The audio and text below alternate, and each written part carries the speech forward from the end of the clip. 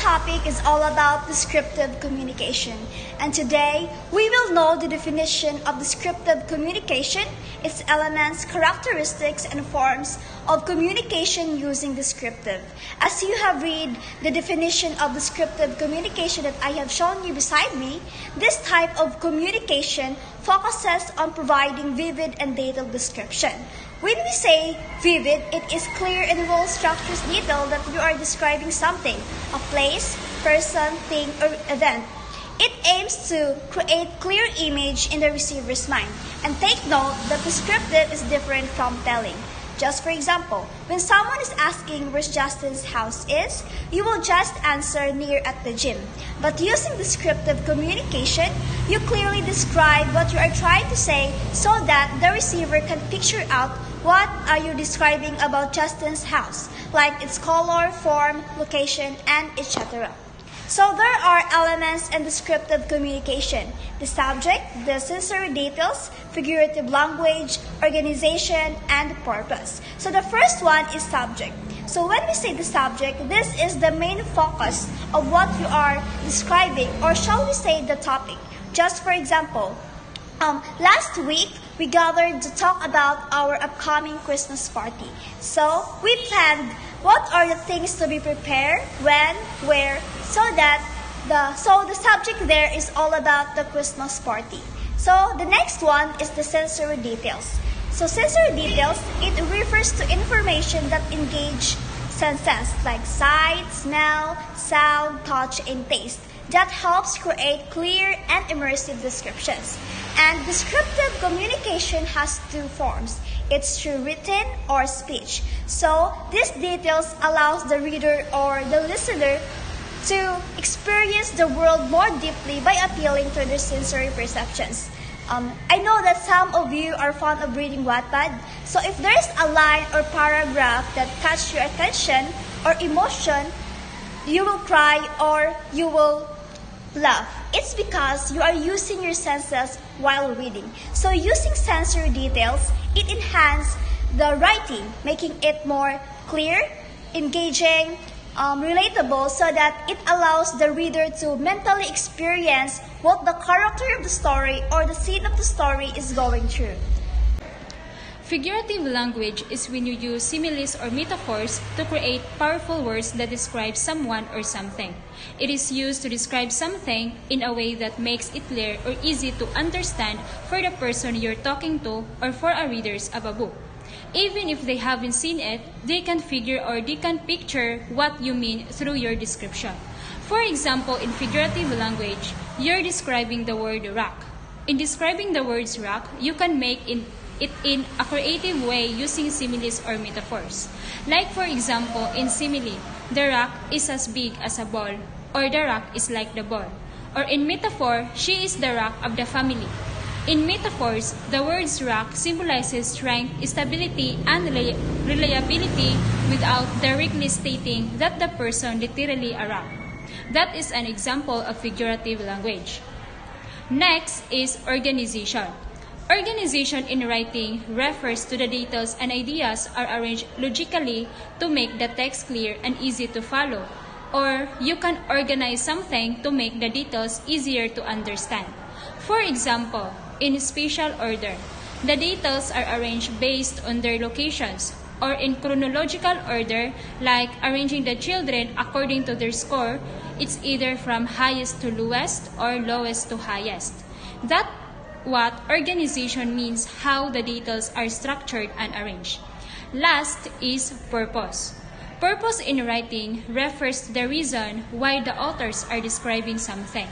It helps share content and style of the writing. The purpose of descriptive is to help you to connect with your readers, whether you're informing them or entertaining them. It helps readers engage with the writing and understand its message more effectively. Now, let's talk about the characteristics of descriptive writing. So the first is provide specific and vivid details. When we say vivid, it produces powerful feelings. It means that we should use words to create a clear and detailed picture in reader's mind. This makes your writing engaging and memorable. The second is, it helps the reader visualize or understand the subject. This goes beyond by simply stating facts. By stating facts, it's like you are showing photograph instead of just telling about it. The third one is, often use adjectives and adverbs. When we say adjectives, it describes a noun or pronoun. The adverbs is a verb, adjectives and another adverb. This is to add depth and richness to the language. The fourth one is, it appeals the reader's senses or emotions. It can appeal to all 5 senses: the sight, hear, smell, taste, and touch. It also evokes true emotions: the joy, fear, sadness, and anger. It aims to make your reader feel emotion something. You are creating a connection between the readers and the subject.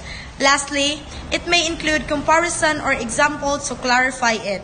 You can use simile, metaphors, and other forms of figurative language.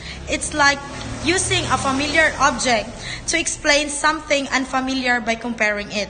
For example, your smile is as bright as the sunshine. That's all. Forms of communication and using descriptive. So written refers to anything that is put down in writing.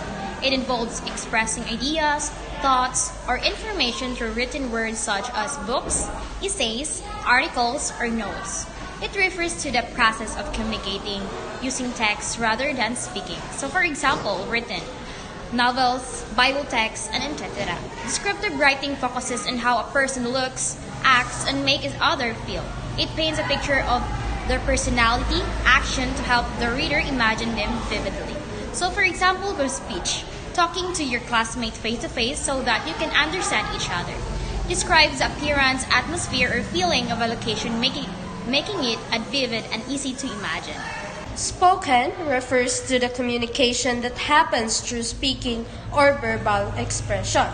It involves conveying ideas, thoughts, or information using words spoken aloud, as opposed to written communication. So first example is about the person. So it aims to entertain and evoke a visual image of the person's dress. They sharing their impressions and creating a sense of wonder. So it uses sensory details, which is stream-like sunlight on water, and figurative language, which is the simile to create a vivid picture. So the second example is the event. It aims to convey the excitement and energy of the parade, sharing their personal experience. So it is also uses sensory details, which is the bright clothes, upbeat music, cheering crowds, and they use descriptive language. So the descriptive language they use is the unforgettable or the made it feel alive, bring the event to life. So emphasizes that descriptive communication is a powerful tool of conveying information, evoking emotion, and creating shared experiences. It's a key skill for effective communication in many contexts. So that's all for our topic.